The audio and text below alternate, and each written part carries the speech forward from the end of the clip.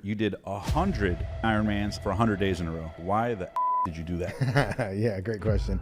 This is the hardest single day in sports. It's a 2.4 mile swim. It's a 112 mile bike ride. And this race finishes with a 26.2 mile marathon run, totaling 140.6 miles. Meet James Lawrence, the Guinness World Record holder, endurance athlete, best-selling author, speaker, and father of 5, who earned the name the Iron Cowboy after completing 50 full-distance Ironman triathlons in 50 days across 50 states, and later pushed human limits even further by becoming the only human alive to successfully complete a record 100 Ironmans in 100 consecutive days. We averaged 4 hours of sleep a night for 7 weeks. I had to consume 12,000 calories a day to fuel the effort. Day number 5, I tore my shoulder. I did days 6, 7, and 8 with just one arm in the 2.4 mile swim. I was in a bike crash on the 100 and I broke my back. And so I cracked my L5, had a bulging disc, and had to do 41 more Ironmans with a broken back. Anything that I was enduring was going to be worth getting and taking my life back. How'd you feel? Exhausted, deflated, frustrated. That was the moment where I realized we have no idea how big this is going to be, but we know this is our calling and our destiny, and we have to do this whatever it takes. Everybody says, you have to have your why for what you're doing something, right? But when every step is like a nail gun is being shot through your foot, your one why or reason's not big enough. So how do you pick yourself up from there? Start to stack all of your whys together in that peak of chaos, confusion, emotion, and now that becomes your purpose. What was the lowest point of your journey from any of it? It has to be the moment they knock on your door and take away your... I'm James Lawrence, the Iron Cowboy, and I'm one of the passionate few.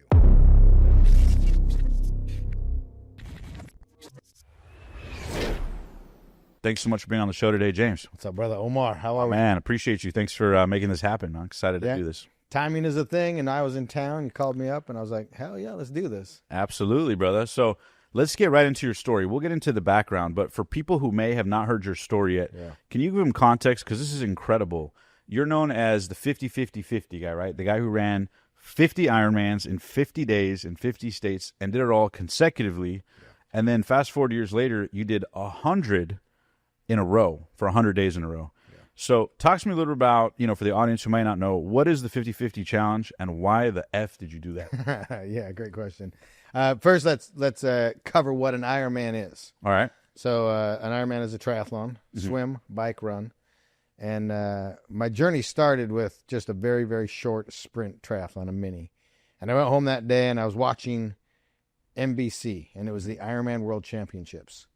And I heard the announcer say, this is the hardest single day in sports. And then he went on to describe what it was, and he says it's a 2.4 mile swim, it's a 112 mile bike ride, and this race finishes with a 26.2 mile marathon run, totaling 140.6 miles. So that's an Ironman. That piqued my interest, and then I just said, man, that's as big as I could think. That terrifies me, and I just want to do one. And that's kind of what kickstarted this whole journey. Fast forward years later, we had lost everything in the 2008 economic crash. I used to own a mortgage company. And we were at rock bottom. How old were you at that time? I was 28 years old. And you remember the moment they knock on your door and take away the home. Yeah. And we've got 5 kids, and I had 5 little girls. 4 girls and a boy at that time. At 28, you have 5 kids. Yeah. You're born in Utah, right? Yep. That makes sense. Connects the dots there. Grew up in Canada, though. Okay. We marry a Utah girl, you stay in Utah. Yeah. And one in Rome. And I got fascinated with the Ironman distance. Had you done any kind of fitness or training stuff up until that point? I was very athletic growing up, meaning I did every sport in the season that it was. And then in high school, gravitated towards wrestling and then really focused on that. Yeah. And went undefeated my senior year, won state, and just had an incredible experience doing that. I believe that was the foundation of my mental toughness and kind of kicked off that whole journey. Okay. And so fast forward to losing everything and having a passion for sport and triathlon. We're philanthropic as a family. We tie our big adventures and challenges to raising money for charity. And so we set out to break several Guinness World Records for Ironmans in a year. First was most half Ironmans in a year. And then we set our sights on the full Ironman world record. And at the time, it was held by a gentleman in Belgium. It was 20 Ironmans, all official events. You did 20 in a row? No, just in a year. In a year? In a year. Okay. And I said, I I believe we can do 30 Ironmans through 11 countries in a year. And we made that announcement. And it was funny because they, public's funny. Yeah. And they came back and they said, if you just did 21, it would be a new world record. And I said, yeah, but that's the problem. You're comparing yourself against the current standard of excellence, not what you actually believe is possible. Right. And I see a lot of people doing that, and we're actually limiting ourselves as to what we can do. And so I said, no, my belief system says I can do 30. And so we started to tackle that. That led to so that was our second world record. And then it led to the 50 because, when they say something's impossible, you redefine do it on a grander scale. You redefine it, which was our first book, Redefine Impossible. So real quick, just to interject, because a lot of people listening to this might be like, okay, this guy went from nothing to like 30 and then 50, makes sense. But I heard a podcast interview where you said people actually don't know that it started because your wife was like, dude, go out there and run. So can you give the audience a little bit of context of how you went from zero running acumen to like 1? Yeah, so we will get into the story where we did 100, which is Conquer 100. Which is 100 days in a row. 100 consecutive, yeah. That's insane. And the trajectory makes sense once we get into it. But one of the concepts I love to teach from stage is you can't go from 0 to 100. And there's many steps in between that. For some reason, people just want to skip over and get to the big headline, right? Mm-hmm. Sorry about that, yeah. No, you're good. They want to get to the big headline. And so life is truly about the incremental things that we do along the way. And again, if someone will see the headline and they'll be like, oh, dude's unrelatable. Something's totally different about him. He's got some genetic gift. Right. And sitting here, you and I, we're the same. I'm just like you. You're just like me. If you're listening to this, I'm just like you. You're just like me. And my journey started incredibly humble and embarrassing. I grew up in Canada, but I moved to the United States, and Thanksgiving is a huge holiday here. And my wife said, hey, let's do the Thanksgiving 4-mile fun run. And I'm like, that sounds stupid. Why would I want to do that? All right. And went and did it. And what is that for people who might not know? It's just a 4-mile foot race on Thanksgiving morning. And you haven't done running or anything before this? Nope, no running background, nothing. And the joke quickly became that as we were running, beautiful women pushing their kids in strollers were passing me. And I was just a mess. But I on the outside, I looked physically fit because I was a gym goer. I lifted weights, but cardiovascularly, I was a dumpster fire. And went home that night, had Thanksgiving dinner. My wife says, hey, just so you know, you're pathetic, 1. And 2, I just signed you up for the Salt Lake City Marathon. It's in 5 months. Figure it out.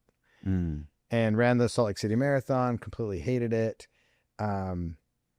I tell this story in the first book, but after that marathon, we had tickets to UFC fights in Salt Lake that night. And so we went to the Delta Center and we went and sat in the fights, and I refused to move all night long. Enjoyed the fights. Evening ends, I go to try to stand up and I can't. My knees had swollen up to the size of cantaloupes. And so you got to imagine UFC, it's a pretty macho environment, right? Yeah. Well, they had to bring out a wheelchair to get me out of the stadium to my car. This is where my journey started. And in that moment, I had a decision to make. I'm either going to let that define me and who I am, or I'm going to try to conquer endurance. How old were you at this time? So this would have been about 26. Okay. And then the 08 crash, when you lose everything, is the the depression or the negativity, is that what's fueling you to like, damn, I can't win in business right now. Let me channel that energy somewhere else to get a win? Or like, what was the link there? Well, no, I didn't see it as a failure losing that business because it was something that was completely outside of my control. Yep. And when the 08 economy crashed, it was directly linked and tied to mortgages. And you lost everything? Everything. I mean, we tried to fight for 2 years. We fought. We didn't give up right away. We fought from 08 when it happened to 2011. Mm-hmm. And then finally we were like, we've ripped through $100,000 in savings. We've ripped, and we're newly married, right? Couple kids at this time. We've ripped through $100,000 in savings. We've fought as much as we could. And so we ended up filing bankruptcy, and it was rock bottom.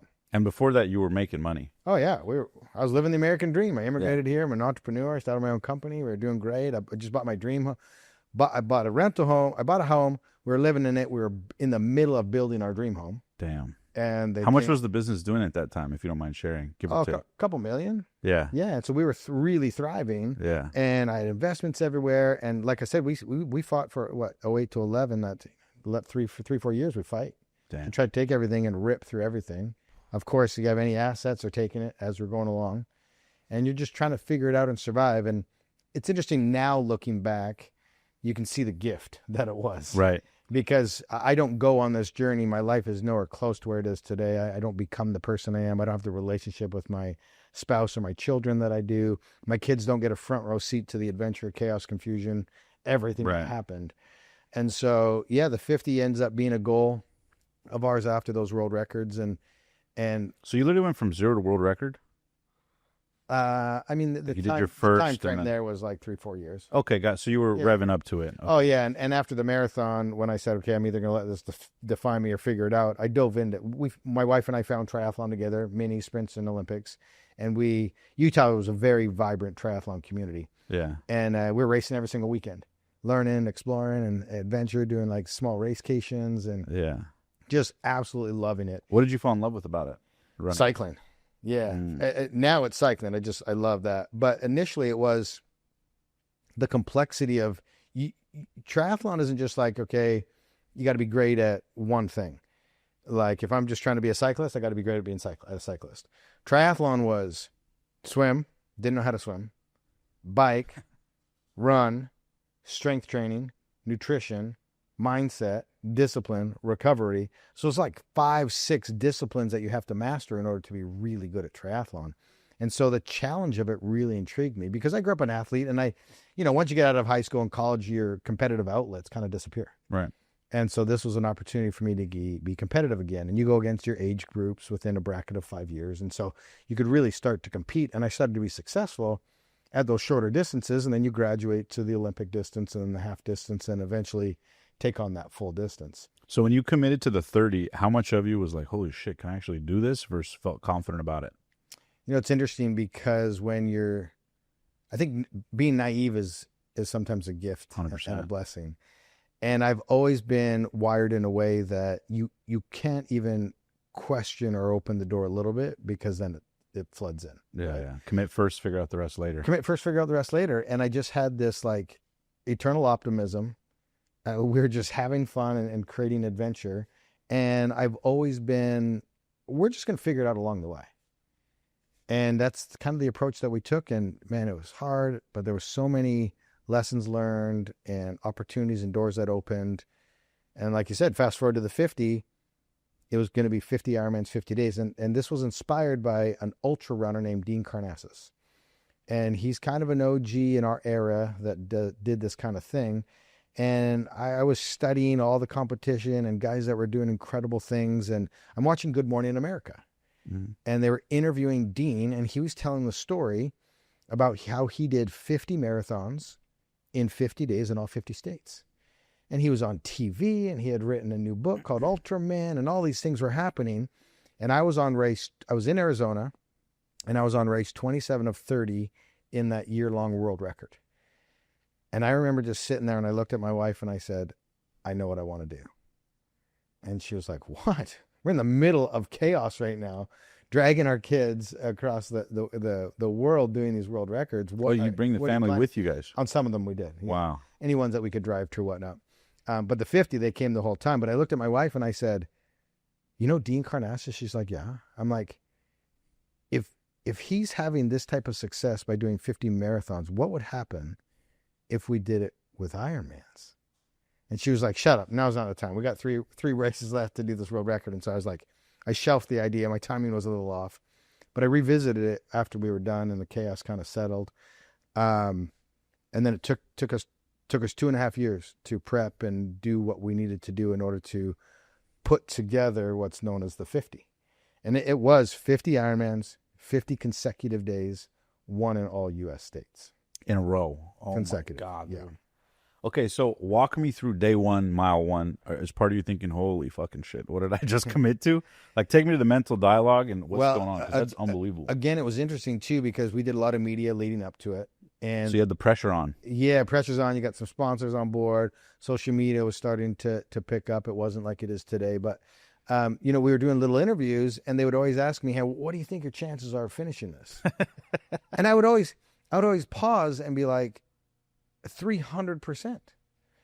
Again, because you can't open the door. Like, even if you got that 1%, 0.5% of doubt, like we were all in on this, and it wasn't a matter of if we were going to be able to do it. It was, what's it going to look like? How many mistakes do we make until we figure it out? And ultimately, what does that picture end up being that we painted?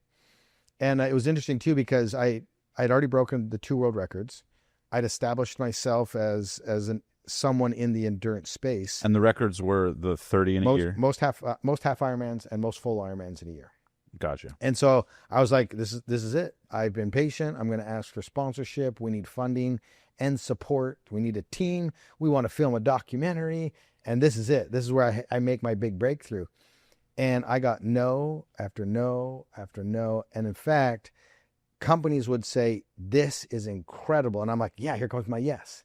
And then they're like, but we can't afford to associate ourselves with a failure. And I'm like, bro, I'm 2 world records into this. I haven't failed yet. And they're like, yeah, but this is impossible. You're going to fail. And so it got to a point where I'm like, sweetheart, we're going to bootstrap this thing. This is it. Wow. And both her and I were big on intuition. We're big on a higher power. And we were just like, we have no idea how big this is going to be, but we know this is our calling and our destiny. And we have to do this, whatever it looks like and whatever it takes. Damn. And so we started on the journey. And as I'm planning this, like I said, it took me 2 years to figure this all out. First thing I did is I went to Walmart and I bought the biggest map I could find. And I threw it up on the wall, and I had dry erase markers. And I brought all my kids that were super young, ages 5 to 12. 4 daughters and a son, brought them into the room. And I said, hey, this is the United States. I said, we're going to go and stop every single day in one of these places. I need you guys to tell me what you want to do in every place. Because the plan was, I was going to do an Ironman every day. And my wife, Sunny, was going to take the kids and have a summer of amazingness. Yeah. While you die every day. Yeah, I'm going to die. Y'all go have fun. Yeah. Y'all go live. And in our first book, Redefine Impossible, and in the documentary called Iron Cowboy on Amazon Prime, you start to quickly realize this isn't a summer vacation. Sunny has to step in a big way because our project manager disappears. And Sunny's your wife? Sunny's my wife, yeah, sorry. And as we were leading up to this campaign, she was like, okay, I've got 1 semester left. Here's the crazy part. She had 1 semester left to get her psychology degree. We'd been evicted from our home. Long story short, if you want to find out, it's in the book. I punched my landlord in the face and got evicted from our property. We will not go into that right now. Yeah. So now we're homeless. We move in with this lady who has Alzheimer's, and we're caring for her for 2 years to save the money to bootstrap this because we can't get the support. When years prior you were making millions in your mortgage business. Correct. Yeah. Now we're living humility. 7 of us in a basement, and my wife is caring for a lady with Alzheimer's and changing her diaper and all these things. As she's raising the family, as I'm doing the fundraising, the sponsorship, the full training, coaching 40 to 50 athletes to put food on the table. And so Sunny had no idea, because I promised her, I was like, no, sweetheart, it's going to be an amazing vacation. You could just go every single day in every single state. You and the kids are going to go do some of the fun. Me, the team, we got this. So we go out there, and by day 4, she's like, this is my future too. And things had gone sideways fast. And she's like, this is my future, and this is our family project, and I got to get up to speed fast. And she took over the project. Wow. And if it wasn't, we would have failed 10,000% if it wasn't for Sunny stepping in, because the journey started in Hawaii. So we did an Ironman in Hawaii, had to start at midnight to be able to catch the flight out from Honolulu to get to Alaska in time. Landed in Alaska. No sleep, did the second Ironman. No sleep. 2 hours on a commercial airline and coach with 5 kids. Yeah. So do an Ironman, jump on an airplane, break your bike down, put it in a box, jump on an airplane, fly to Alaska, touchdown in the morning, jump in the water, do your 2.4 mile swim, 112 bike, full marathon run. Just enough time to pack up your bike to catch the last flight out that gets you to Washington in time. So 3 Ironmans, 3 days, total 6.5 hours of sleep. And now you still got 47 days left. 47 to go. So the team shows up in the motorhome. We had 2 friends called the Wingmen, Casey and Aaron, unbelievable humans. That was our team. And so we all piled into the motorhome and started to navigate the lower 48. Ironman a day, We averaged 4 hours of sleep a night for 7 weeks. I had to consume 12,000 calories a day to fuel the effort. And if you can think of it, it happened in terms of chaos and confusion over the next 47 days. Hey guys, we'll get back to the video in a sec, but first, quick question for you business owners watching. Are you really using AI to grow your business profitably, or are you leaving money on the table? Well, thanks to today's sponsor, High Level, you can now put AI to work for you and your business 24/7. High Level is the #1 all-in-one marketing and CRM platform that replaces dozens of those scattered apps with one powerful, easy-to-use dashboard. It's like having your own AI assistant running your business around the clock 24/7, writing your emails and texts, following up with leads instantly, booking appointments, building funnels on websites, managing your calendar, and even collecting reviews to grow your reputation and maximize your profits. Thousands of entrepreneurs and agencies are already scaling faster with it, including me and our business. And here's the best part. You can get started today with an exclusive 30-day high-level trial completely free if you click the link in the description below. So don't wait. Start your free trial and let's start growing your business today. Thanks to High Level for sponsoring this video. And now let's get back to the show. So what's happening to your feet at this point? Because I actually remember first hearing about your story when I knocked doors in solar. I used to knock for Vivint Solar. Yeah. And I remember they were talking about the doors and mental toughness, and they were guys were complaining about knocking 100 doors a day. Yeah. And like the guy who broke the record was 200 doors a day. And so our sales manager came in, shout out Brandon Holmes, and he was just tearing us apart about mental toughness and pushing it. And he played your video, and it had just happened at that time. And I remember seeing a thing where I think your foot was like it showed a thing of your foot like all effed up, your nails were all messed up, like your whole body, you were like shaking, and you were doing like even some nights it was like a couple minutes of sleep, right? Like under an hour. For sure. It's insane. I do a lot of corporate speaking. I do over 60 events a year, and I've been fortunate now to have spoken in over 50 countries. Mm-hmm. It is full time, and it's crazy, and it's the greatest gift that I get to give back now and watch people have a mindset shift. My absolute, without a question, favorite slide in my presentation is when I put my foot up on screen. Yeah. And I'm telling you, I speak on big stages. I've spoken in front of 10,000, and those screens are massive. Yeah. And when my foot goes up there, it is a audible gasp in the entire arena. I remember that. Yeah. And I have one picture where no toenails are all gone. And in fact, you can see the nerve endings in one of the toenail, underneath the toenail that's gone. And I can't put into words how much pain it is when a nerve ending is exposed. Like just having, I was sleeping on the floor of an F-15 van to get from state to state because the motorhome had too much sway in it. Motorhomes are meant to sleep in, but not while they're moving down a freeway in the middle of the night. Right. And so I wasn't getting any sleep because anytime the motorhome would sway, I was freaking out that like we were going off the road, or that my kids were like we're going off a cliff, and I had my kids in the motorhome with me. And so we moved me into the secondary vehicle, which was the floor. And even if we just had like a sheet that touched my toes, it like stopped me from sleeping. And so feet had to be out and exposed, trying to dry them out. But it was, the best way to describe it is every step I was taking, it felt like a nail gun was being driven through my foot. Every step. Every step.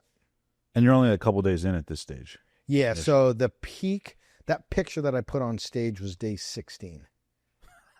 So we had more than halfway to go, and every step was like a nail gun. And what's going through your mind at this time? Because I'm sure every curse word imaginable, every like is this really weird? What's the dialogue that you're telling yourself? Just zoom in for people who might be going through their own metaphorical Ironman. Yeah, it's interesting too, because everybody says you have to have your why for what you're doing something, right? And when you're on that moment of your journey where every step is like a nail gun is being shot through your foot, your one why or reason's not big enough. And so we have a concept in the new book, Iron Hope, that just came out, called Your Bag of Whys. And it talks about stacking all of your whys together in that peak of chaos, confusion, emotion, anxiety, depression. And now that becomes your purpose. And I love that. Again, my wife and I knew that on the other side of this was a different life.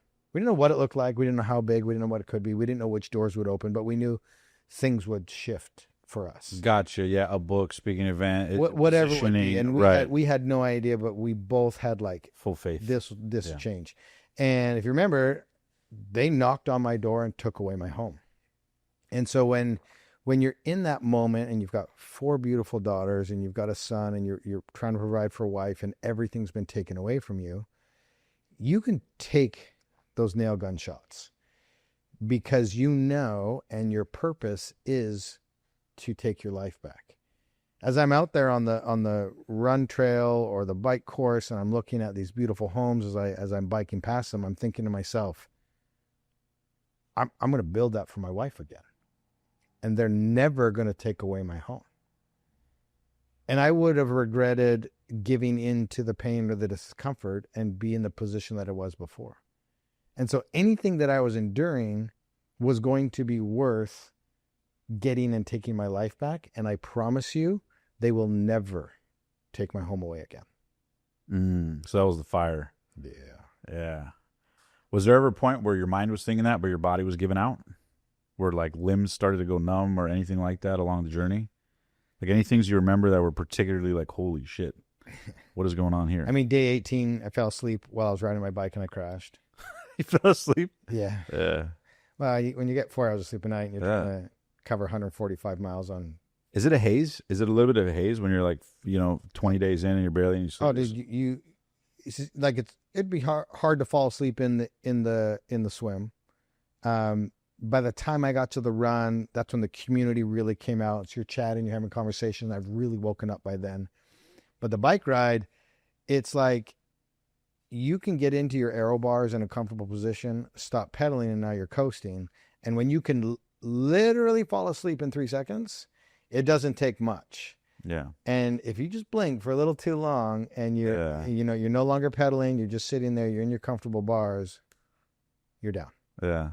And I got woken up by the concrete, and that was a hard lesson to learn, because cyclists, when you crash, I mean, we're going 23 miles an hour, and you crash, we break collarbones, you break hips, you can fracture things, road rash becomes very painful, and so 18 days into this, we've made it further than anybody thought.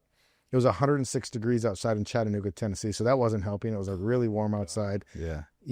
By knocking doors and humidity and the heat and stuff, it gets exhausting. Now you're 18 days of just 4 hours of sleep a night. You're trying to figure out the logistics. You're worried about your kids, worried about the stress and discomfort you're putting your wife through. Money's an issue too. In the back money's now an issue. Nobody's supporting it. You're bootstrapping this thing. Can we put gas in the motorhome to make it to the next state? Right. So all these things are going through your head, and now you're crashing. You're laying in the middle of the road. Right. Yeah. And so what do you do in that moment? But I mean, your body, my feet were numb for weeks, going into that. You don't have toenails anymore. Day number 5, I tore my shoulder. I did days 6, 7, and 8 with just one arm in the 2.4 mile swim, and finally realized. So you were just doing one. Doing one.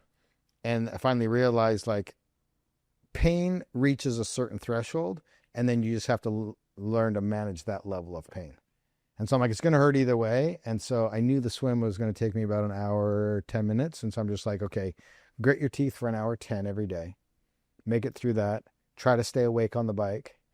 Try to be kind to people that are talking to you on the run. And then rinse and repeat, do it the next day. And the whole meanwhile, try to consume 12,000 calories. Try to raise money for charity. Love on your kids. Support your wife. And have the dream and vision in mind. Oh, my God. Right. I literally can imagine you on day 51. When you got to the finish line, the day after. How deep did you sleep when you finished? You don't. It was terrible because your body is it takes a minute for your mind and your body to get in sync to where an Ironman a day becomes routine. And then it also takes a minute to unsync them to where your brain doesn't believe you're going to get up and do an Ironman again. And so you're like, and so it was full body tremors, night terrors, cramping all night long. It's trying to prepare myself to do an Ironman the next day. It hadn't caught on yet.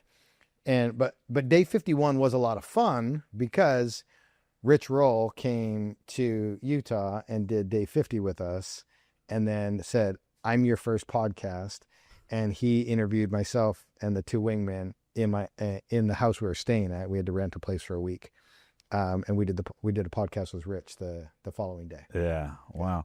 So take me through, like, is there a point where during the 50 days where it gets really tough, and then in a kind of weird way it gets easier, or there becomes a liberation, an acceptance of the pain, so to speak, or like? Yeah, no, 100%. It's like life, it's like business, it's like relationships, it's like parenting. There's moments, weeks, times, months that just go by. You're in that really cool flow state. And then trust me, there's moments where you're like, okay, how do I be perfect for 1 second? And my belief system is anybody, no matter how hard or down or out or difficult or challenging, you can be perfect for 1 second. And when you're in that moment and that amount of despair, it's now about stringing together perfect seconds, one after another, until you can get to a minute, until you can get to 5, till you get back to the point where you're back into a flow state. And it's not like that all the time, but you have to be prepared to be hyper-focused, have enough courage and confidence to be like, okay, I'm going to take this on 1 second at a time. And I heard Tom Hanks say one time on an interview, he's like, this too shall pass. Good, bad, ugly, the triumphant, the destructive, all of it. It comes and goes. Life ebbs and flows. That's why there's peaks. That's why there's valleys. It all comes and goes, and you got to be prepared. What are you going to do in those moments? But yeah, time either stands still or time goes by very quickly. And then, you hope for longer periods of time when it's going by quickly. Yeah, and especially in these challenges. Consuming calories. How are you consuming the 12,000? Yeah, it's crazy because I got down to 6.5% body fat.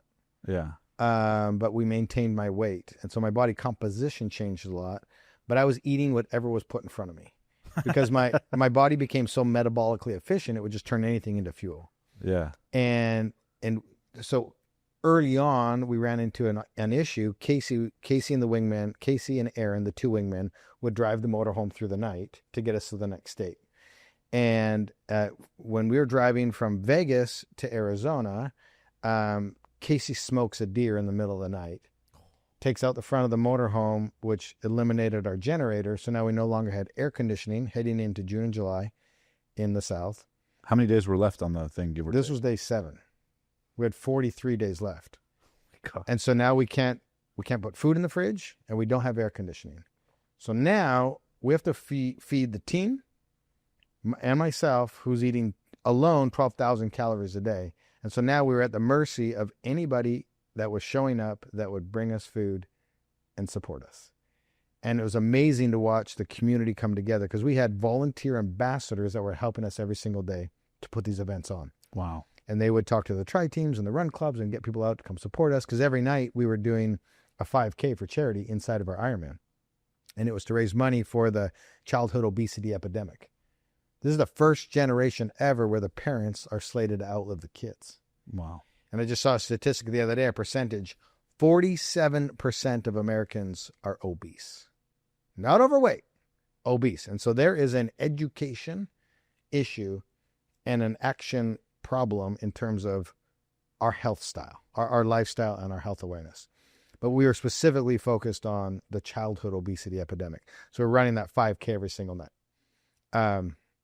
Lost my train of thought. What were we talking about? How you're consuming the calories? Oh yeah, how we're consuming the calories. Yeah. And so we were at yes, that's right. We had the ambassadors who were helping us with the 5K and the logistics. So we ended up being at the complete mercy of support, volunteers that would bring us food, and the word got out, and it was just so amazing to see them come together because they knew the duress we were under, they knew the magnitude of what we were trying to accomplish, they knew the impact we were trying to have, and we ended up being well fed.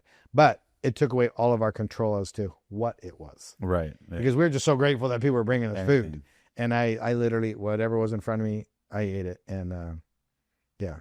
Did you almost collapse? In the effort? Yeah. Every day. Did you collapse? On the 50? No, but we'll get to a story on the 100. What was the hardest day of the first 50 before we get to the 100? Hardest day on the 50? Yeah. Do you remember? Was there any in particular that stick out, or moments in particular that was like, holy it was day shit? 30. Day 30, I'm in Connecticut. And I talk about, this is it's in the book and the documentary. 30 in, 20 more to go, and I'm just exhausted. We're in Connecticut, we're on the east part of the country, and I'm like, holy crap, we got to go all the way back, because we were finishing in Utah. And I remember getting off my bike, probably like 60 miles into the bike ride, just exhausted, deflated, frustrated. And that was the moment where I realized, okay, you can turn the pedals over one time, just one, and then we'll see where we're at. And I turn them over again. And that's where the concept of be perfect for 1 second at a time came. And through those moments, I just had to focus on the next moment. And then after that, everything changed. And my body and mind adjusted and just surrendered to the fact that this is what we were doing, because it was a choice that I was making to be there. I stopped being an entitled little whiny bitch, and I just said, this is what we're doing. And as soon as I had that mindset shift, nothing else changed. I changed the way I was thinking. I changed my belief system. And if you take the average time over those last 20 days, they were my fastest 20. Wow. And on the 50th and final day in a year that they said was impossible, we did an 11:32 Ironman, dipping under 7-minute miles on that marathon run. Wow. Just, it was a decision that I made. Do you remember the morning of day 50? Oh, yeah. How'd you feel? Electric. Yeah. That was a victory lap, because we were in our home state. I couldn't believe it. I stepped out of the motorhome, and there was 400 cyclists there. That's a big peloton. Yeah. And I was just like in tears going, holy cow. One, it was like an exhale moment. Like, I can't believe I'm here. And then that day turned into just a homecoming party with all my friends. It was amazing. What about that last moment where you crossed the last finish line? It's one of my favorite shots, because all my kids are there. I've got an emotional embrace with all 5 of them and my wife, and the 2 wingmen, and the whole team is there. And it was just like this. We did it. Wow. We proved ourselves right. Yeah. And did you feast after? Yeah, we had Costa Vida. Costa Vida Mexican food. It was so good. I love that. Hey guys, we'll get right back to this video in a sec, but first, I have a quick question for you. Given that the e-commerce industry is growing by the trillions year over year, have you ever dreamed of owning your own e-commerce business like many of the guests we've had on the show, but maybe you feel stuck on how to start? Well, if so, you're not alone. The truth is, starting and setting up your own online store can be incredibly time-consuming, complicated, and get expensive. Not to mention the hassle of researching top products and staying on top of market trends that make you money. Lucky for you, that's where today's sponsor, StoreBuild.ai, comes in. With StoreBuild.ai, you instantly get a free custom-built, AI-driven store loaded with 20 winning products and a custom theme that can help you generate sales. All you need to do is head to StoreBuild.ai, enter your info, then simply sign up to Shopify for free, choose your store's look and feel, and voila! They'll send you your custom-built store ready to generate sales. The whole process is lightning fast. Whether you're just starting out or want to grow, StoreBuild.ai makes launching an online store easier than ever. So why wait? Visit StoreBuild.ai, and in less than 5 minutes, you could have the e-commerce business you've always dreamed of. Thanks to StoreBuild.ai for sponsoring this video, and now let's get back to the show. And then what's crazy is not only you do this, you become known all around the world. It starts to grow your brand. Media starts covering it, starts known all over. And then, of course, this happened in 2015, and then fast forward to 2021, you go, you know what? Iron Cowboy needs to strike again. Yeah. And then you decide to do, 100 in a row? Yeah. So that's crazy, dude. So what I wanted to find out and didn't was how many consecutive Ironmans the human body was capable of doing. So why not do 100? Well, no, I wanted to do 50. I thought that was going to do it. But we didn't get to find out, because well documented in the book Redefine Impossible and the documentary, we made mistakes. We weren't perfect, heavily criticized for certain things that we did, decisions we made, but we were like, this is a world first, and we're just going to keep going because we're trying to raise money for charity. We successfully complete the campaign, but I'd always had those like mistakes that I made in my mind, and I didn't execute that to perfection, but it was just amidst chaos. And I got pushed into the speaking world, and I was doing 80 to 100 events a year. No marketing, no advertising, just demand. And people just craved the story. Yeah. And we've now spoken in over 50 countries. It's wild. And I'm busier now than I was back then. And it's just been the greatest gift to do this now. So 6 years passes from the 50. And I'd always wanted to, just in the back of my mind, like, I just wish I could redo the 50. But I didn't want to redo the 50 because I'd already done it. And my kids were now teenagers and in high school. And life was different. And I got out of shape, and I was focused, and I was still in shape, but I'd put on 30 pounds. Did you get comfortable a little bit after? For sure. Did you start making a little bit more money? Now you don't need to prove anything. Money, and at these events, they want to dine you. You're going to steakhouses every night. And you've already done it. Account. Yeah. I've already done it. I proved myself. But, and so I started to lose my identity and get comfortable. Yeah. And I was still doing races, but now I'm suffering through races, not because I'm pushing a pace and I'm prepared, but because I'm like slipping. Yeah. And I'm obviously getting older and things are starting to happen. And I did not like what was happening. And then we did the world's toughest race, a team of 4 of us. It's an adventure race across Fiji, 450K. Mark Burnett production. Bear Grylls was the host. 10 episodes on Amazon Prime. And we gutted through that thing. It was an amazing experience. And then what happened immediately after was the world shut down and the pandemic hit. No more speaking, no more racing, no more coaching people to do races. My calendar, like most, but my calendar got wiped clean. I'm talking in 48 hours, empty. And I went, this is a gift. Yeah. I said, this is a gift. This is my opportunity. I sat Sunny down and I said, I haven't told you, but I've been thinking for months that I've wanted to do 100 Ironmans in a row, but I couldn't find a spot. What'd she say? I can't train. And she said to me, she says, if you can't stop thinking about it, you have to do it. That's a good wife right there. She's amazing. Yeah. She's amazing. In fact, we just finished writing the script for a feature film about our story, but from her perspective. So if you're a producer out there and you would like to pick this up, trust me, it's going to be a hit. Strong female lead character. And my wife looks just like Reese Witherspoon, by the way. Just saying. And just Reese saying. Witherspoon is a and producer. she does the producing. Hey, Sunshine. And her name is Sunny. Comment down below if you want Shout out Reese to Reese. Witherspoon. Yeah, if you want Reese to do this, yeah, she would love it.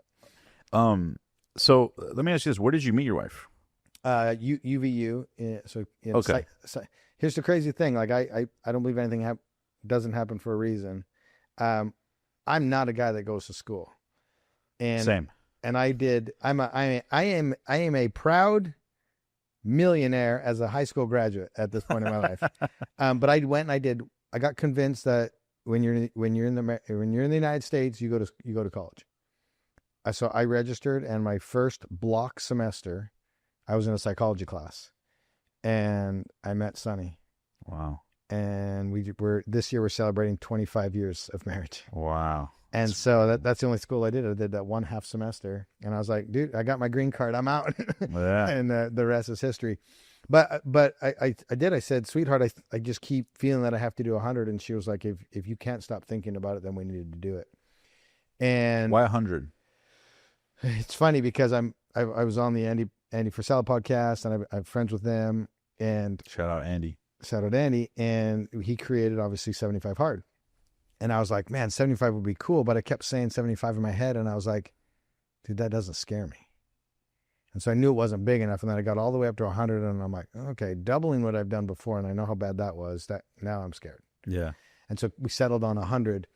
And, I was going to give myself almost a year to prepare because I had enough in the bank that I could get through. And I was really fortunate during the pandemic. I was doing a lot of virtual events. My agent did an amazing job. And I was speaking to McDonald's and Dell and Procter & Gamble and Johnson & Johnson and Microsoft. We did amazing work, all virtually. We pivoted really quick in our business, and it totally saved us. And then I was like, okay, I'm 30 pounds overweight. I remember the kind of shape I need to be in. And in my head, I was like, okay, I can get into good enough shape that I'll use the first 50 days as the training block, because I got faster and stronger over the 50, and then I'll really showcase my athleticism over the back half of this thing. Well, my main guy that works on my body work and, does all my therapy, his name's Hayden Thompson, and he works on big name NFL players. Like Drew Brees was his client and Troy Polamalu's his client. And so I called up Hayden. I said, bro, I'm doing this thing, but I can't do it without you. You're my guy. You're the wizard. You're the only person that works on me. And he's like, okay, but we're in the middle of the football season. The only time I can do it is starting in March. And I was like, no, we're going to start in like October. And he's like, I can't. It's football season. So we moved up the challenge. So I had 4 months to prepare for arguably the greatest endurance challenge in history to date. And I did the best I could, and I thought I was in decent shape. And we started this thing, and I hadn't done an Ironman or a race in 5 years. And I did the first 140.6 miles, and I remember falling over at the finish line going, I forgot how hard that was. And then by day 5, I had a shin injury. And in my current presentation, I put up a shot. I'm sitting on the fireplace mantle, and I'm just sitting there kind of head in my hands, and both of my shins are completely swollen. And I'm starting to develop stress fractures, and I'm staring down the barrel of 95 more to go. And First Form and Andy Frisella have put up the money to do this thing. And I'm like, we're trying to raise $250,000 to free human beings that are being sex trafficked. We've got 200,000 people that are watching on our small social media channel. We've got sponsors and commitments, and just everybody's all in. And I'm broken. And you got 95 days left. I'm staring down the barrel of 95 more to go. Holy fucking shit. Yeah. So how do you pick yourself up from there? You just show up. So I make it to day 15. I'm out on the run course, and I'm literally waiting. I'm waiting for the moment that my leg is going to snap. To save you, yeah. Legit. Yeah. I'm that like, way you have an excuse at least. I'm like, okay, the only excuse the public's going to give me because to back out of this thing is if I break my leg. Yeah. And I'm willing to do that. Your body involuntarily. My body just like snaps. And so I'm on the run course, I'm waiting, and the pain grew so great. It got to the moment, the pressure was intense, and I blacked out. And Casey, he's a 242 marathoner. He was doing all 100 marathons with me. So Wingman Aaron was doing all 100 bike rides with me, and Casey was doing all runs with me. They were protecting me. They did my total support. Out on the run course, day 15, I black out from the pain. Casey catches me. And when I come back to consciousness, we were ready for that moment. And we said 3 words. We said them together. Here we go. Total mind and body reset, continue down the trail till I black out again and Casey would catch me. Repeated that process till I got home that night. Sat down with my wife, again, head in my hands, crying. I said, sweetheart, I can't manage that level of pain for 85 more days. She said, I just need you to do one thing. I was like, what? I just need you to start tomorrow because we have no idea when the next miracle is going to happen. I was like, okay. Went to bed that night, got up the next day. Day 16, made my way all the way back to the run trail. Swam the 2.4, biked the 112. I'm on the run trail. I'm in excruciating pain. Again, I'm waiting for the step. My leg is going to break. Guy pops out on the trail. Hey, man, you don't know me? I'm the world leading manufacturer of carbon-plated shin braces. They probably won't fit you perfect, but if you put them on, they'll offload your shin. It'll allow you to continue. Your body will start to heal. It'll be slow, but you can keep going. I was like, okay. I said, you live on the trail? I've been dying for 2 weeks, man. Yeah. He said, we were just praying you'd show up one more day. We've been getting them ready for you. Wow.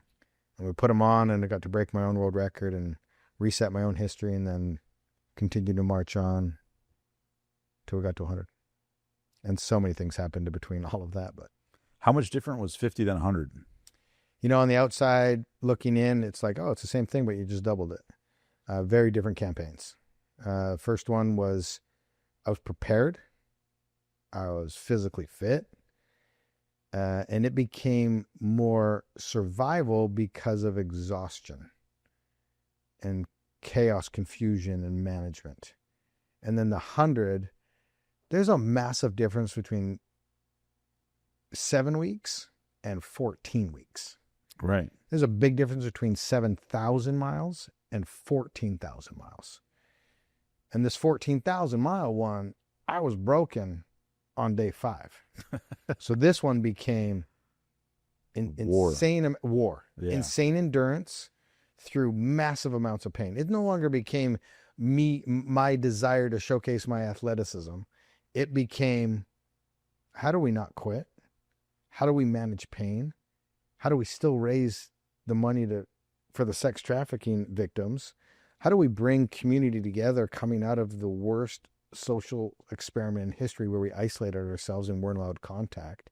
How do we continue to do that when you are just dying and trying to figure out how to put one foot in front of the other? Literally. Yeah. Literally, that's not a metaphor. Like literally, I'm trying to figure out how to put. If you guys want to, if you're listening and you're like, holy, like, how do we go watch the documentary?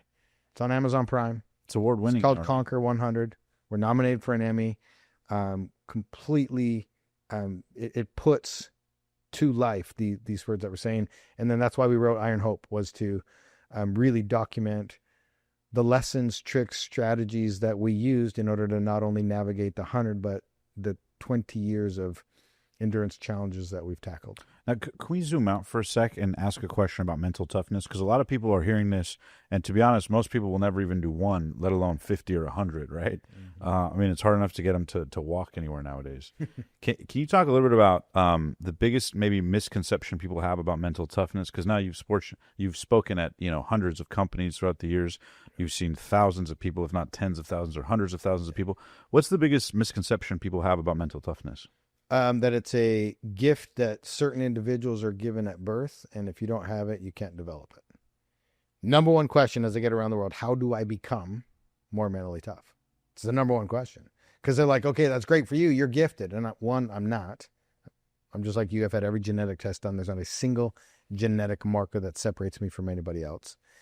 And so the only way to develop mental toughness is by having experiences, by intentionally doing hard things.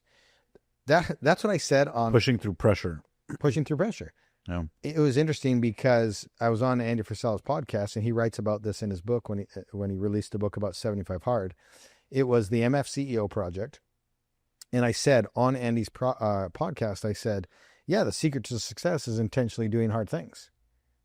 You should have seen his face when I said it. He sends me an email the next day and he's like, bro, you can see Andy saying this, bro, you said something yesterday that helped me button up a puzzle I've been trying to solve for a long time. Following week, guess what came out? 75 Hard. 75 Hard. Damn. And so it is the secret. So seek hard. It's a skill set that you develop. I wake up every single day and just be like, all right, man, give me the courage and put something hard in front of me today that I need to figure out how to do so that I can grow as a person. So you crave it at this point. It becomes like a habitual craving kind of thing. Yeah, but here's the thing. I believe I can deal. Now, it's easy to say, harder to do when life happens to you. Like, I don't know how I would have managed or handled the LA fires, right? Rich Roll said, it's like, man, you can talk about mental toughness and what you do in these situations until it's your home and you're in the middle and you're being evacuated. Then what do you really do? But the reality is you have to show up in your life in a capacity and do the hardest thing you can think of on a regular basis so that an Ironman a day becomes routine. Now, when life happens to you and you're asked to deal with something that you didn't ask for, you don't know how big it is, and it's enormous. You're now maybe not ready, but you have a capacity to start to deal with it. And if you've never done anything hard in your life, dude, life's going to happen to you and you're going to get crushed. Pandemic's a great example. If you looked at your friends, your peers, whatnot, coworkers, those that handled it well have dealt with some adversity in their lives. Those that have had a soft upbringing or just plain out soft in life, dude, they were on the ground like a marshmallow mush pile when the difficult thing happened to them that was outside of their control. Right. And so you have to show up. You have to seek out difficult things. You have to figure out how to navigate them on purpose so that when life deals you a raw card, you're like, great, I got this. Yeah. I can do an Ironman a day. Yeah, Tom Brady talks about that he went harder in practice than game day. That way the Super Bowl was easy because he's like, I treated practice with the same level 100%. of urgency as the Super Bowl. Yeah, 100%. If you're showing up every day and intentionally doing hard things, like my wife, she's like, oh, I'm intentionally going to take this harder path. I'm preparing myself for something that could come down the road. Which is interesting because it's almost counterintuitive because most people would think, work hard. You talk about success, building a multi-million-dollar business. That drives people because they're willing to temporarily suffer so that they or their family or loved ones could be comfortable. Yeah. The challenge is when you're in that zone, it's like it's only begun. You know what I mean? To sustain it. It's one thing to have it. It's another thing to sustain it. Yeah, for sure. What have you noticed? Because I'm sure at this point you've rubbed elbows with some of the most successful people on the planet. Yeah. What are the most common denominators you see from mental toughness-wise about leaders who are successful in business, not just for a year or two or three or four, but, stand the test of time? Because I'm sure you've seen those patterns. Yeah, it flat out comes down to consistency. Just a willingness to not quit. Yeah. Because society, you look around, the current standard of excellence is pretty low. Right. And do you see that in runners as well, like among runners and fitness arena? I mean, everything. Yeah. Especially in endurance, you just have to outlast. I just saw a really cool story about there was this really long 5-day endurance race, and I'm going to get some of the facts wrong here, but it was an older guy, and he was a sheep herder, and he would like run for days on end herding his sheep, and he kind of didn't understand the race and didn't realize the rules, and it was a 5-day kind of really long run race, and he just starts out running, and then all of a sudden these racers were taking like sleep breaks, and he was just like, he didn't know that you were allowed to sleep during this race, and 5 days later he won the race by over 10 hours and was given the cash prize and everything. And it was just the perfect example of like, you just keep showing up, you just keep chipping away at the goal, you just keep moving forward. And eventually you're going to be so far ahead of everybody else that there's no more competition. Mm-hmm. And so that's one of the biggest things I see with really successful entrepreneurs and business people and athletes. They just understand that it's 1% better every single day. Mm-hmm. And if they just keep showing up, eventually they'll get to where they want to be. Mm-hmm. And they don't rush the process. They understand that things are going to take a long time. They don't want that instant gratification. I tell people all the time, I'm like, I'm an overnight success. It only took me 20 years. Yeah. Right. And that's the mindset that these individuals have. And, you hear this buzzword a lot right now, and it's discipline. I think discipline is like this mythical thing that's just a byproduct of consistency. People are like, how do I develop discipline? Well, you show up every single day and you do the work. Just do and it. Then as a byproduct, you're disciplined. But it's because you have a big goal, you have a system in place, you show up every single day, you start knocking down the tasks, and all of a sudden you have discipline. Do you think a big motive was like the compelling reasons that you talked about, the bag of whys? Like, I'll give you an example. Like, let's say, you loved fitness, you loved endurance, but say, finances were great, business was thriving. Do you think you still would have had the same, even with the same physical build, same athleticism, you would have pushed through the same? Or was the fire or the pain, or did that kind of fuel the keeping going, if you will? On the 50, 100%. On the 100, I was already a millionaire. And so there was financially stable. Yeah. And like, I wasn't doing it for financial gain at that point. I was doing it to reset my history and learn from the mistakes that I'd made in the past and do it better. I was trying to prove myself right in that moment. Yeah. It wasn't about anything else. It was about me getting it right. Because I believe in life, like, if you were to ask me the question right now, have you ever failed in your life? No. Yeah, I've failed a ton. But I have turned every one of my failures into a learning experience, erasing the term failure. Mm-hmm. And so my relationship with failure is very different because I've never failed in my life. I've only learned. And you've used it. Yeah. I've used it. So that what was fueling me was like, I want to silence the critics, but I want to prove myself right. And so I'm going to double what everybody said was impossible. I'm going to defy logic. Yeah, and I love that that's the co-title of your book. It's Redefine Impossible, your first one. Yeah. I know you have this new one, Iron Hope, coming out. Just dropped. And we'll put a link in the description down below as well so people can check that out. But question I have for you is, coming out of that last one where you did 100, how have you changed the most since? I now have an absolute bulletproof mindset. We endured a lot as a team, myself as an individual, through those 100 days. And if somebody said to me right now, go do 200, I'd have to ask myself 2 questions. What's the sacrifice it's going to take in order to prepare properly to do that? And then what's the uptick or benefit to myself, my family, and my community? And if I can't make those 2 things align, I'm not going to do it. But I have the belief system now that I can go do anything. I just have to make those things align up. Because anything is possible. It just takes sacrifice time, and incentive. Yeah. Right. And so I think that's the gift that came from all of this is I have that knowledge, and I know if I want something, I can go get it. I just have to decide if I really want it. And I know a lot of people say that, but I truly have that belief system, and I've proven it in the past. Do you see yourself doing another one? Another Ironman? Or another challenge, like another, like upping the ante one more time? It took me 4 years to recover from the 100. Physically, mentally? Well, so real quick, on day 59, I was in a bike crash on the 100, and I broke my back. And so I cracked my L5, had a bulging disc, and had to do 41 more Ironmans with a broken back. And so that took some time to heal. So you did 41 with a broken back? Yeah. Wow. And I was knocked unconscious in that bike crash, is why I brought it up. And I've had multiple other concussions during my career. And so I had some brain trauma that we needed to deal with and fix. My wife started recognizing some strange behavioral patterns I was having, some behavioral issues, emotional problems. Wasn't me. Did you feel your inner dialogue changing? Like thoughts, you're like, oh, that's weird. Like there was some weird things going on. Yeah. I was exhausted all the time. From the outside looking in, it looked like I could function. Yeah. Weird things were happening. First time in my life, I experienced like real anxiety and depression, not like situational in the moment, but like, oh, this is like semi-permanent. And so I went to some really smart brain doctors, did some MRI scans, and they were like, hey, we've got some trauma. And my brain was stuck in hyperdrive fight or flight. I couldn't get to parasympathetic.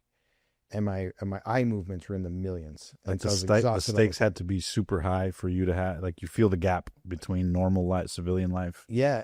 So the brain is so incredible. We rewired the neurological pathways and fix the gray zones, and the brain's malleable. And so like if you're struggling right now mentally or dealing with anything, like seek help. It's out there. It's accessible today more than it's ever been in history. And so it took me 4 years to do it, to recover fully. This is the first year physically also that I'm back in shape. I'm getting into races. This coming April, I'm doing a 5-day mountain bike stage race through Croatia. I'm looking to get back to the World Championships later this year. I'm doing the swim run World Championships in Sweden, and I want to do the half Ironman World Championships in Spain. I've got some races in between. I'm going to tackle Leadville 100. How old are you now? Toughest mountain bike race in the States. Next year, I will be 50 years old. Wow. And I believe my fastest Ironman and my most competitive self was still there. It's incredible. I have one last bucket list dream challenge I'd like to do, but 365. But Every day for a year. Holy shit, that would be crazy. I would do it, but it would take 100 million. You do it? Oh yeah. But it would take 100 million. We need to hit up Mr. Beast. Hit up Mr. Beast, man. You want to see the ultimate suffering? You think you could do it? 100%. 365 days, a whole year, Ironman every day. Yep. Give me 2 years to prepare and $100 million. So let's do it. What about 50? Ooh, 50 after taxes. 50 after taxes. 50 after taxes, I'm all in. Damn, that's crazy. What is a limit that you think you couldn't? Like, where would you go? Oh, I don't even know about that. Yeah, I don't know. Damn, I love that you don't know. That's cool. I think with preparation, teamwork, setting up the right environment, it's limitless. I mean, what about sleep, fatigue, death? I mean, couldn't you have a heart attack? Isn't it debatable that you could have a heart attack at anywhere in there? Dude, my dad grew up a firefighter, and he was like, dude, I asked my dad the question the other day, and I said, hey, what's one of your regrets in life? And he's like, I didn't take enough risks. And as his career, he was like, dude, I picked up a dead guy today that tripped on the curb. Yeah. And so his opinion is like, if it's your time to go, it's your time to go. Like, just enjoy life. And now, yeah, would it be possibly reckless to do 365? Yeah, maybe. Yeah. But for 100 million, 100 mil sets up my family generationally, right? Yeah, that's a big bag of wise. That's a big bag of wise. And yeah, with 100 million, okay, I can put together a hell of a medical team to get me through this whole thing and whatnot. Man, that would be pure hell on earth.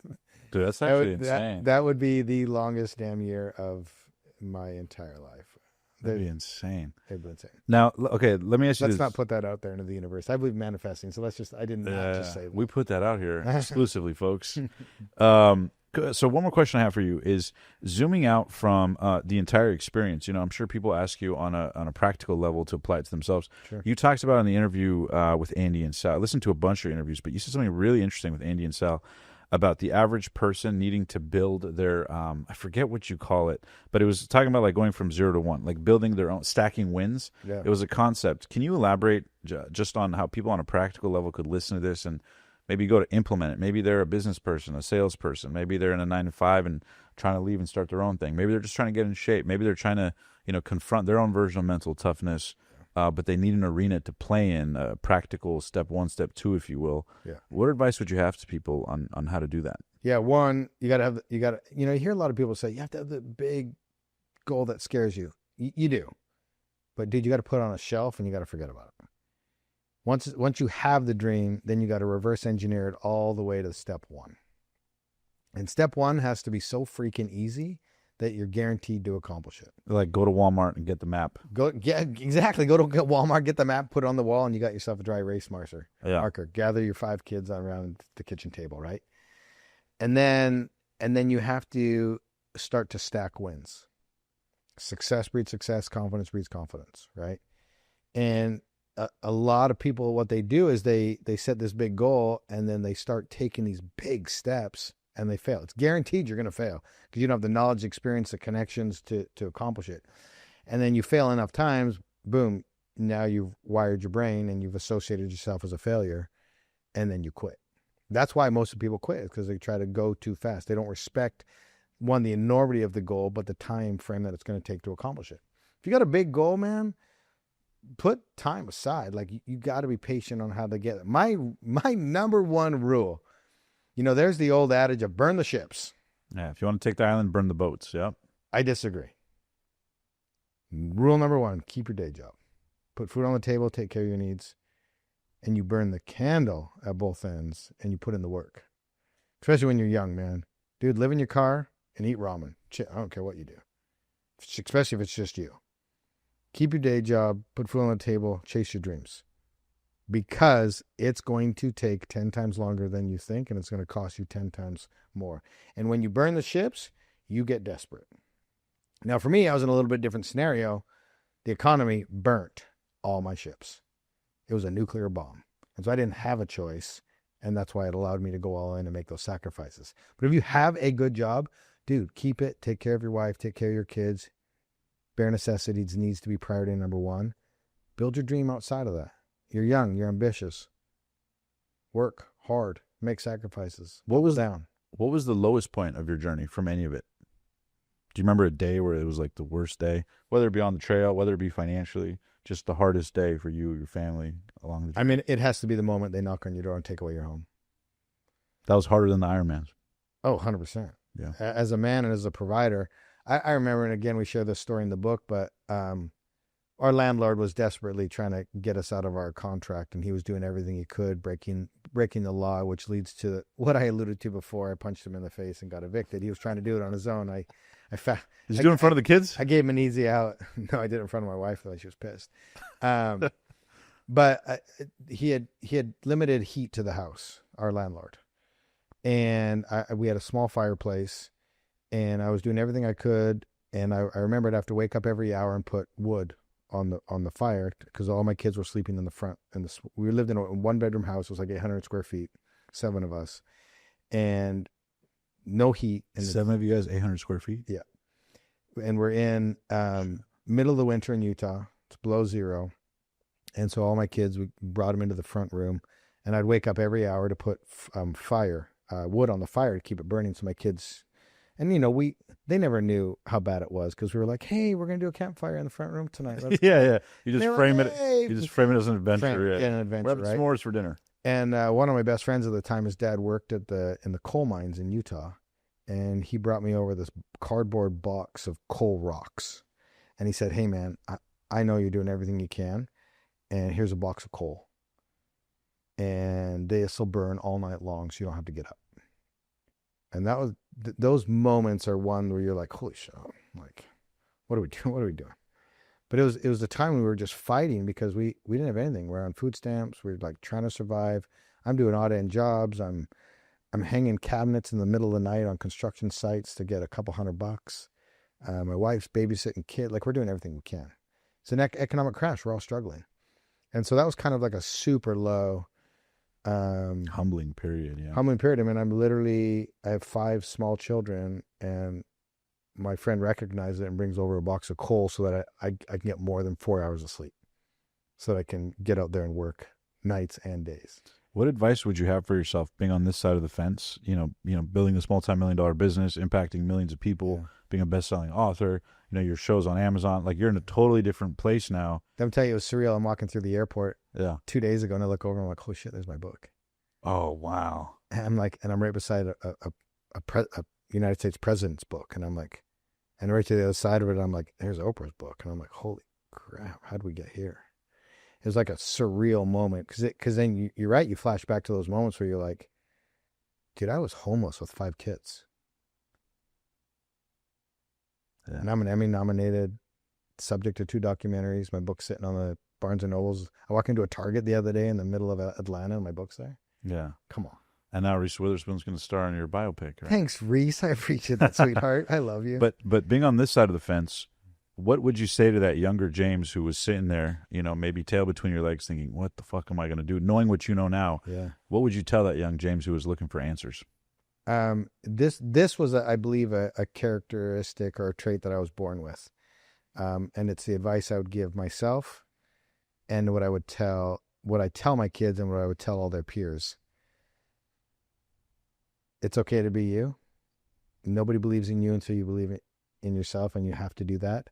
And don't listen to anybody else's opinion.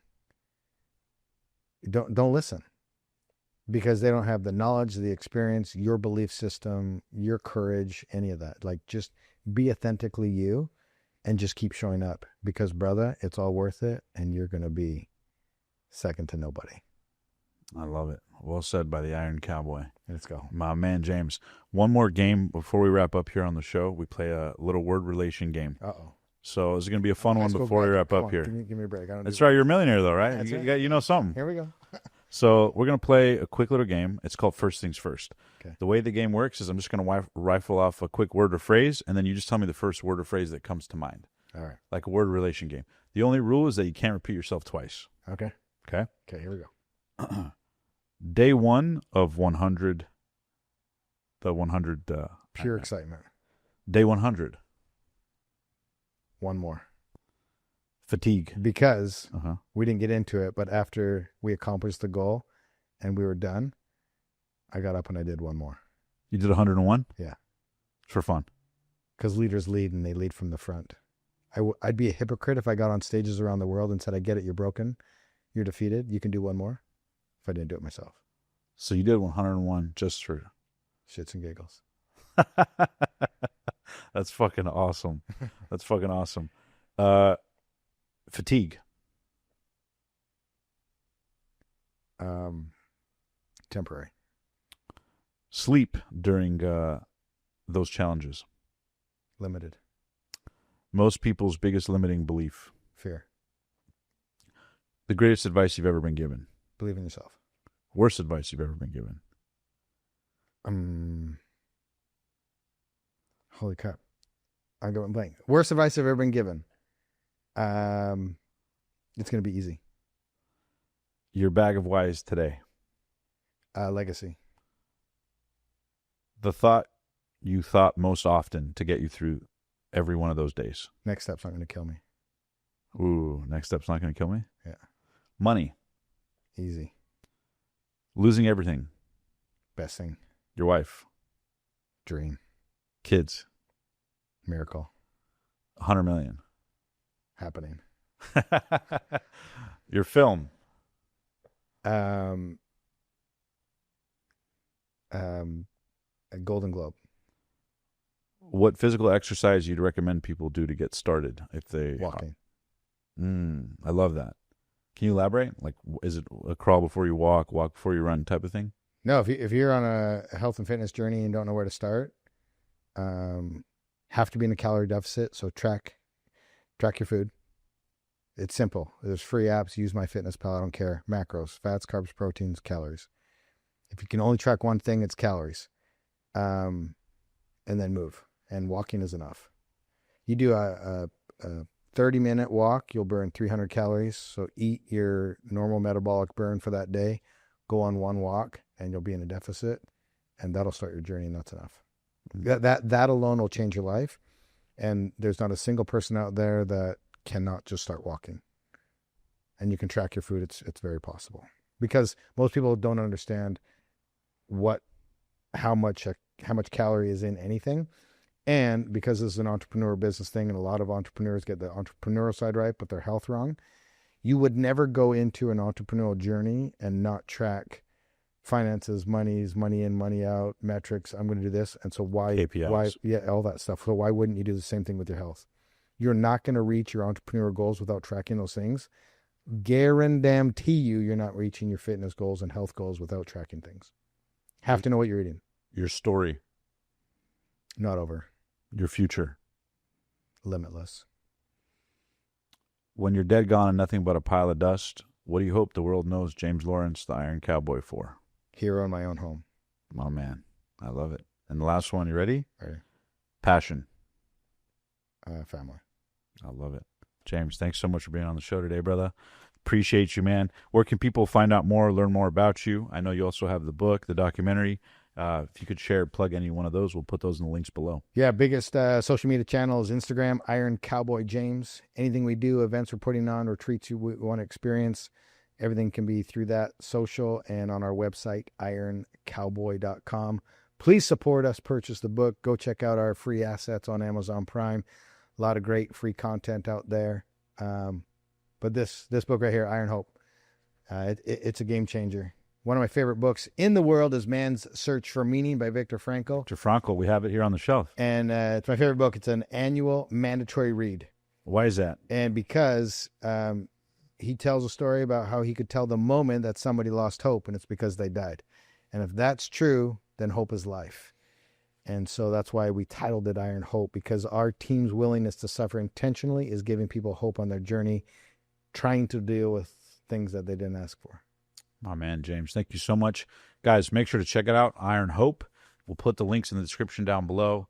Make sure to chase those dreams and make sure to seek the hard stuff, because that's what life's all about if you want to grow. Thanks so much, James. Guys, make sure to like, comment, subscribe, and we'll see you guys in the next inspiring episode.